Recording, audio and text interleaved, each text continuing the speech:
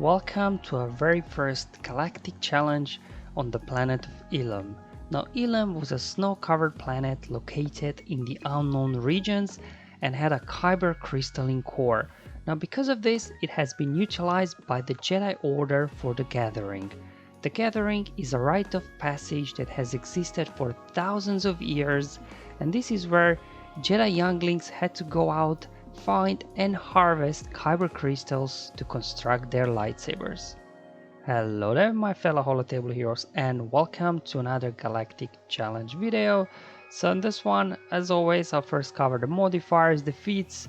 We are for the first time on the planet of Ilum, so if you're not interested in all the details that I'll be going through, you can skip through all the battles using YouTube chapters below. I've got quite a few battles here for you today, so in total I'll be showing you 5. That's just because obviously, some of the feats are slightly trickier or longer, so I'll show you the non-GL composition, and then if you do have a GL as well, you can make it much easier for yourself and faster. And the 5th one will actually be the Undersize battle as well that we have to complete. So again, skip through to the battles if you're interested, but otherwise let's just go through now. Starting with the global modifier, so let's just have a detailed look at this global modifier because I think it's the first time we're on Ilum. So all units will be inflicted with 10 stacks of doubt, so that's a debuff. Now I don't want to read all the text here, but essentially what this means is that until each unit uses special ability 10 times, they will not be able to assist or gain bonus turn meter. Now there are other effects associated with it, but this is the one you will notice the most. So the goal here is to try to use special abilities as much as you can so that you get rid of that debuff and then you can finally start assisting and gaining bonus turn meter. So moving on onto the player modifier, so it's a first order challenge, so we just get essentially some stacked critical damage, which obviously is nice, while the enemy, they get some protection recovery whenever they hit an enemy with a target lock. That's in a nutshell the modifier. I don't want to go too much in details with them. Now feats here, they're quite different here, so you definitely won't be able to do it with one team. Probably best you can do is 2 teams, in some cases maybe in 3 teams, because check this out, we have to complete the challenge with a full team of first order units, so that's feat number 1. Second one, you have to do it with an undersize squad. Okay then. And the third one, you have to apply 40 thermal detonators. But first orders, they don't apply thermal detonators, right? So it depends, can you undersize the thermal detonator feat? Then you can do it in 2 battles. If you can't, it'll take you 3 battles to get the max rewards this time. So just something to bear in mind here. Anyway, we're going up against this kind of, droid squad. They're not like too scary, but obviously HK's got a big nasty AoE there. And obviously IG there. And IG11 and L3, they keep cleansing, being annoying and all, and then IG88, he can put some ability blocks on you as well as healing immunity, which could be troublesome as well. K2, you won't even notice, he doesn't really do much apart from taunting here and there. Alright, so first let's tackle the first order feat, because it's a first order challenge after all, so I'll be using here first team without Galactic Legend, and then second battle will be with Supreme with a Kylo Ren in there. So I'm going here with Kylo Ren on Mask Lead. Now his lead does a lot of things, but the key thing for this challenge is that whenever first order ally gains a status effect, so whenever they get a debuff or buff, they'll be recovering 5% health and 5% protection. Now why is this important? Because otherwise all those AoEs will just whittle your guys down if you're maybe going with Hux lead. Because with Hux lead, it's all about counterattacks, assists and things like that, and that won't be really happening here all that much. So definitely you want survivability on your guys, that you can actually survive the battle long enough, because the enemy is very tanky. Then his halt ability stuns for two turns there. Now stuns will quite quickly get cleansed off by either IG11 or L3. So the key here for really is dispelling debuffs, because we've got 3 tanks here, so definitely we want to have lots of abilities to dispel. Now one good point about the global modifier is everybody will have this debuff on them to begin with, so whenever you use basic on any of the enemies, Kylo will gain taunt. So you will want to use this just to make sure that he constantly has taunt on himself. So in terms of mods, like, I didn't remod at all. These are just the mods I have for these guys, because luckily the enemy, they're not too fast, so you don't have to worry about speed or anything here. So just whatever you got on these guys I think should be good. Now OG Kylo, we're used to spamming his AoE to keep getting bonus turn meter, but remember, we won't be able to do that until we get rid of that debuff on us that will be having it, the doubt debuff. However, so to begin with, until you get those debuffs off, those 10 stacks of the doubt debuff from your guys, you will probably be just using his special attack for stuns. So hopefully you can keep the IG88 and HK stunned as much as you can, so they don't do some big hits on you while you're waiting to build up your damage. Hux himself, he's very useful. Now this ability won't call anybody for assist, because remember, while we have those debuffs on us, we won't be able to assist. However, this ability can dispel, which again will help you get around those taunts from all the tanks that the enemy has. And there we got his another special ability. Now this one doesn't give bonus turn meter, it actually gives bonus turn. So you'll still allowed to give turn to somebody with this ability. And most importantly, it will also reset the cooldowns of the target ally if Hux has advantage. So this is huge, because then you can, quickly spam specials to get rid of those stacks. So that's really what Hux will be doing here, dispelling their taunts, and then as well resetting cooldowns. First order executioner, again, he's got all this bonus turn meter thing going. It won't work to begin with for the first few minutes of the battle.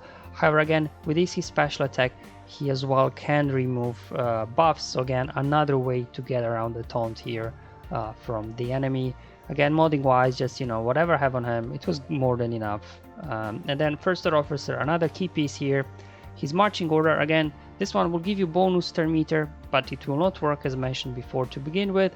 However, it will give offense up and tenacity up to your first order ally, which is key because you will keep on to passing this over to Caloran and Musk just to make sure he's got tenacity up, so IG88 can't put healing immunity on him. And then as well, every time you use this ability, Kylo will be recovering 10% health and protection, and this will be enough that he can keep taunting and protecting the rest of your team. And then finally, pinning shot, another great ability here. And again, you won't be gaining turn meter from it, however, you will be able to remove turn meter from the enemy target. And most importantly, you will be reducing the cooldowns of your first order allies, which will allow, Hux, for example, to keep using back-to-back special abilities and things like that, which is pretty cool. So then you can quickly get rid of those stacks and start gaining bonus turn meter. So this is the first order squad that I'll be taking in without Subliminal Caloran. And the second battle, you'll see once you put Subliminal Caloran, this becomes very easy, but I appreciate not everybody have them. So with this team, you can still get it to work, but it'll take quite a few minutes.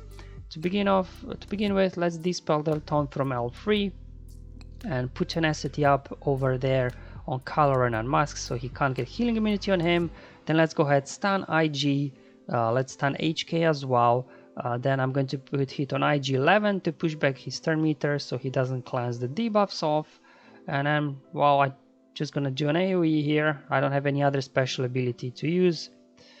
Okay, so I got a taunt again, and now we can go ahead, reset their cooldowns on first order officer. To another pinning shot to again reset reduce cooldowns on your guys. Stunning L3 won't work because you just keep cleansing. But again, remember, we have to keep using special abilities over and over again just to get these stacks of doubt down. Again, dispelling their taunt on L3. Again, putting tenacity up there on Caloran and Mask. Stunning IG. Stunning HK. That's pretty much what's going to be happening here. You'll just be stunning everybody as much as you can, especially IG and HK, whenever you can. Use spinning shot to remove turn meter. And your first target here should be IG88, because like him and HK are the main damage dealers here, but you won't be able to take out HK because he's got this, in his unique that whenever buff expires on the enemies, he'll keep recovering health and protection. So you won't be able to get to him. You'll have to leave him to the end.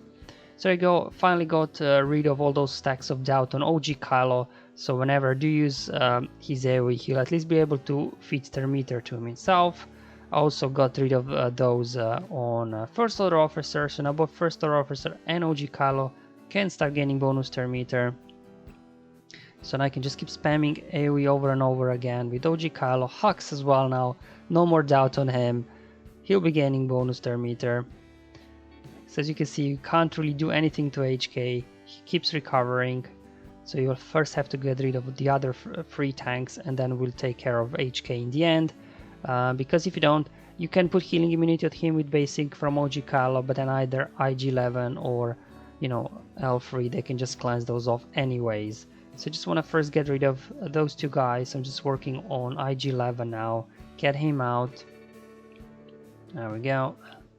Then going after K2 now, try to get him out as well. There we go.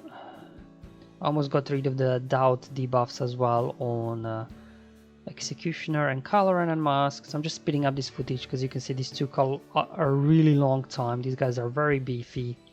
But you know, we should be able to take L3 down any minute now. Okay, here we go. She's also very tanky. She's at Mark 3 this time. And there we go. We don't have any more the doubt debuff on our guys, so we can now freely assist. We can gain bonus turn meter on everybody. Like the only way to take HK down here is to use basic with OG Kylo on him to get healing immunity on him so he can't recover health and protection whenever buffs expire on your guys.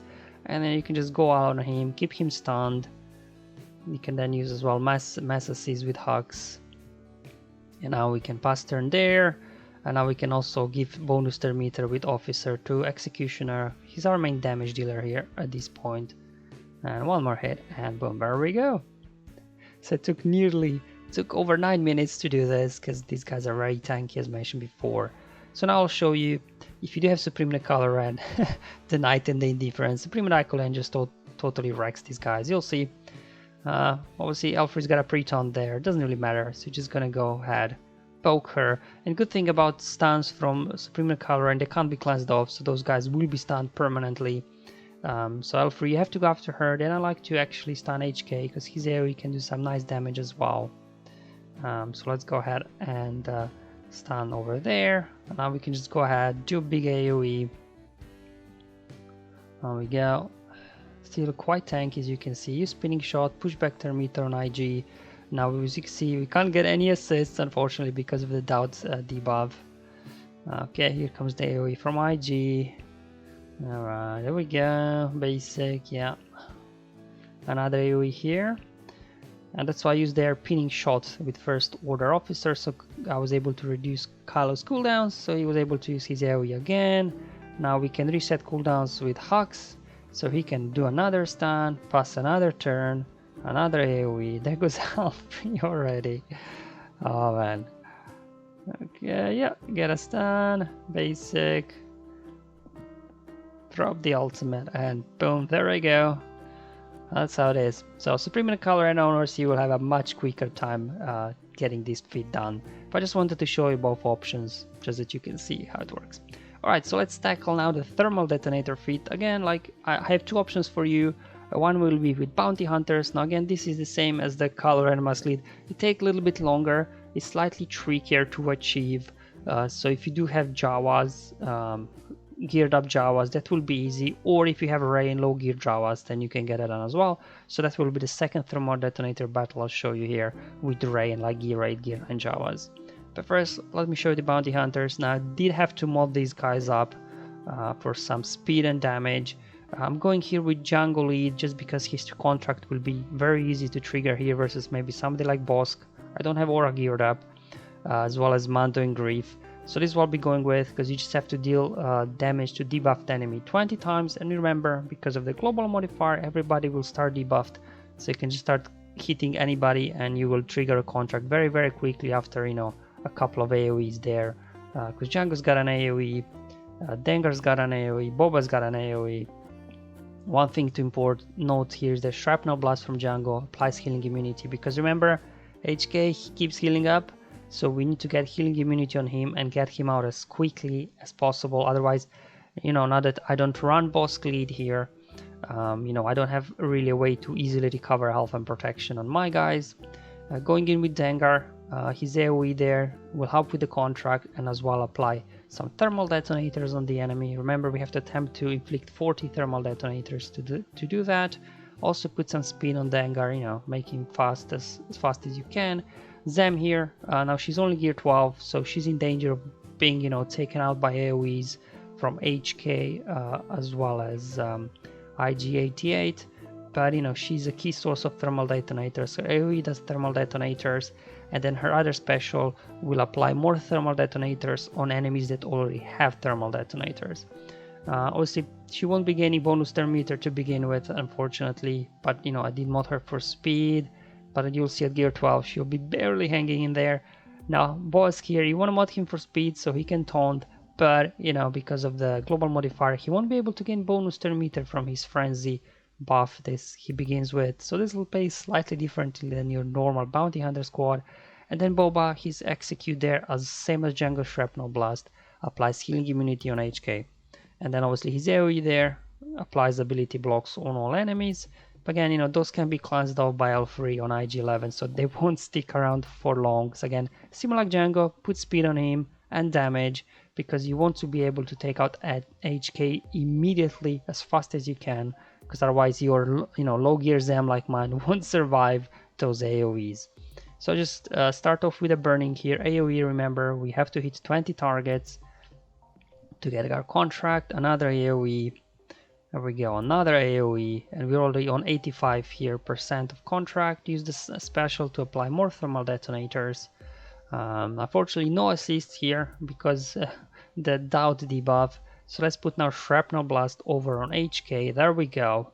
We got healing immunity to him. Ooh, almost blew him up with execute from Boba. And oh, wasn't quite enough. I think that the L3 Zeta kicking in there, and she equalized health with HK. But there we go. Now with HK out, you know, we should be able to there survive the AoE from IG-88, and because the contract triggered already from Django's lead, we also have now Bounty Hunters resolve on everybody, so we could just ignore the taunts there, finishing off IG-88. And once you take those two guys out, here you can then just stall the battle as long as you can, just to make sure you really attempt those 40 thermal detonators, because again, without counter I have no idea did I apply 40 thermal detonators at this point or not, so I just pretty much ran the clock down as much as I could.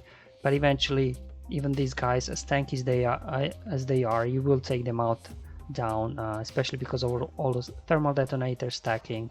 But I'm just trying to spread the damage here, keep as many targets alive as I can, so whenever Zem uses her AoE that applies thermal detonators, you have more targets to attempt to apply those detonators to.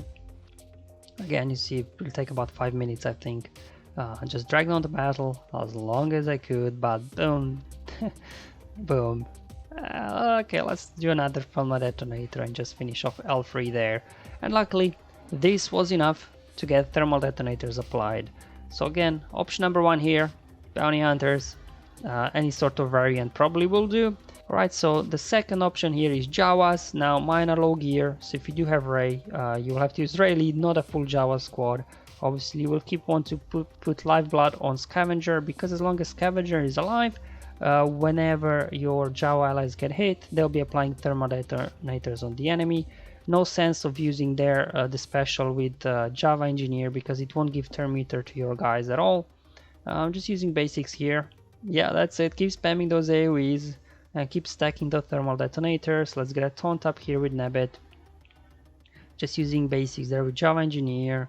Just keep spamming Lifeblood as much as you can. Again, try not to take out these guys too much, and then when Rey gets into low health, you can use heal there with Java Engineer just to heal her up a little bit, to just give her more chances there for more Lifeblood.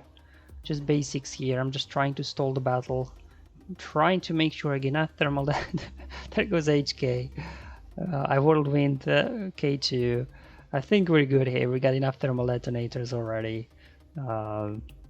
There we go. I'm just going to pop my ultimate now. There we go. Java's doing the work. As you see, this is much faster and easier than bounty hunters, but you know, not everybody have Rey. So I just wanted to show you again, you know, kind of non-galactic variant, galactic legend variant, and then an easier and faster way if you do have galactic legend. Now we got one more feat to go, and this is the undersized one. Now there are many options here, but remember, we can't assist, We can't gain bonus turn meter, so I just thought to take here Darth Revan because this team does not really rely on assists and bonus turn meter. And you know, with all the fear and everything, we can keep these guys under control. Just decided to fracture her free so she does not annoy you there with the taunts, get fear going, bust these debuffs, shock. There we go, wild lightning. Keep just I said I'll just keep pushing here, going after HK because he's the main damage dealer really here. Okay, we apply more fear on everybody, more debuffs. Can swap turn meter now with Revan, get more shock again. Let's just drain HK there. There you go, L3 again, equalizing health with HK, so she saved his life for a second. Just finishing off IG here. And there we go, all their damage dealers are out. Now it's just a case of cleaning up these tanks. They are quite durable, but luckily, you know, Darth Revan, they do have a lot of firepower here, especially if we get another drain with Malak there. Perfect. Another basic, and boom, there we go. So probably this is going to be the easiest here feat of the whole thing, of the whole challenge today. So yeah, it depends on your Jawas, whether you have Rey or not. It might even take you 3 battles this time to get the max rewards instead of 1 or 2 as we have come expecting in the previous challenges. Alright guys, hope you find this video useful and helpful, showing you a couple of different ways to get max rewards this time, whether you have Galactic Legend or not. Let me know in the comments below or my Discord server how you are getting on, but until then, have fun, enjoy your life, and may the RNG be with you, my friends.